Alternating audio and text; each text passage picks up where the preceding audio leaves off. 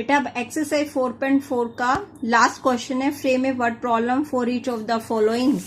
Word problem आपको frame करनी है, आपको नंबर गिवन है उससे आपको स्टेटमेंट लिखनी है। तो आपने एडिशन में भी इस टाइप के क्वेश्चंस किए थे, मैंने आपको 4 स्टेटमेंट दी थी और कहा था बेटा इसमें से कोई भी 1 स्टेटमेंट आप इसके लिए लर्न करेंगे, ठीक है। और जो भी नंबर होगा उस नंबर को स्टेटमेंट में आपको सिर्फ यहाँ पे जो नंबर गिवन है ये चेंज हो जाता है, जो भी क्वेश्चन में गिवन अकॉर्डिंग उस नंबर, बाकी आपकी स्टेटमेंट एज इट इज रहेगी। ऐसे ही आज मैं आपको 3 स्टेटमेंट बता रही हूँ, तीनों स्टेटमेंट में से आप कोई भी 1 स्टेटमेंट लर्न कर लीजिएगा एग्जाम्स के लिए। अगर फ्रेम करने के लिए क्वेश्चन आता है तो जो भी फ्रेम का नंबर क्वेश्चन का गिवन होगा वो आप यहाँ पे फिल कर दीजिएगा और आप अपनी स्टेटमेंट एज इट इज लिखिएगा।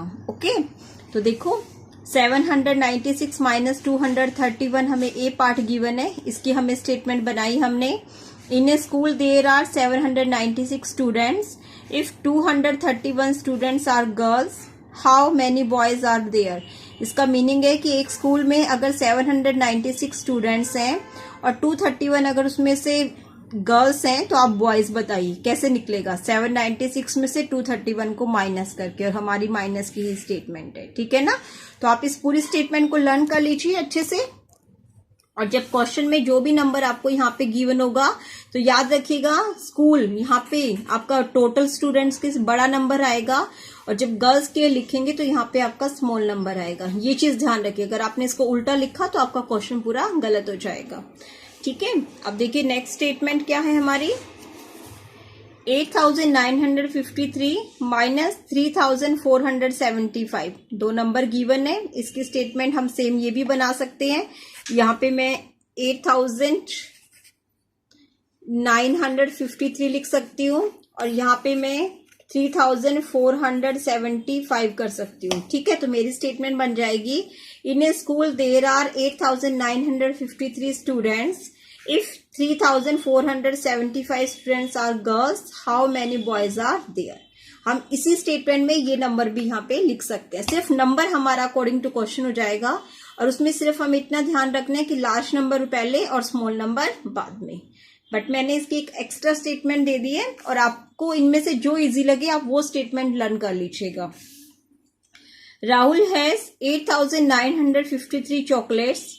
He gives 3475 chocolates to his friends. How many is he left with? उसका मीनिंग है कि राहुल के पास टोटल चॉकलेट्स 8953 हैं, जिसमें से उसने 3475 चॉकलेट्स अपने फ्रेंड्स को दे दी हैं।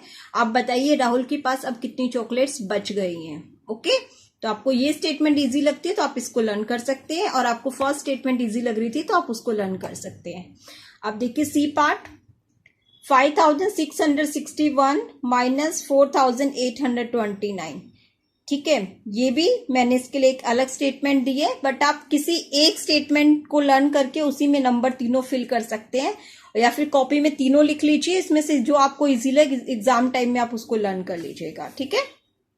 तो देखो, Ram invited 5661 friends to his birthday party. 4829 of them were girls. How many boys did he invite? कि राम ने अपने बर्थडे पार्टी पे 5661 जो फ्रेंड्स हैं उनको टोटल इनवाइट किया था। इसमें से 4829 गर्ल्स हैं, आपको बताना है कि बॉयज कितने हैं, ठीक है। तो बेटा ये 3 स्टेटमेंट है टोटल। इन तीनों स्टेटमेंट में से जो स्टेटमेंट आपको इजी लगे आप उसको एग्जाम के लिए ओनली 1 स्टेटमेंट लर्न कर लीजिएगा। जो भी यहाँ पे नंबर गिवन होगा उसमें आप ध्यान रखिएगा कि फर्स्ट नंबर आप पहले लिखेंगे और सेकंड नंबर आप यहाँ बाद में। बाकी स्टेटमेंट के वर्ड्स आपके चेंज नहीं होंगे, वो एज इट इज रहेंगे ओनली सब्ट्रैक्शन के टाइम, ठीक है।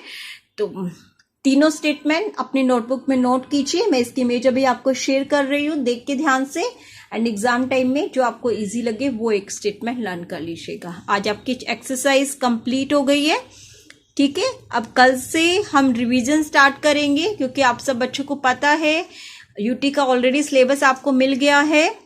हमारे मैथ्स की यूटी है जिसका आप सिलेबस है chapter number 3 and chapter number 4, और आज दोनों ही चैप्टर हमारे कंप्लीट हो गए हैं, ठीक है। इसीलिए अब कल से हम इसकी रिवीजन स्टार्ट करेंगे और यूटी के बाद आगे का सिलेबस करेंगे।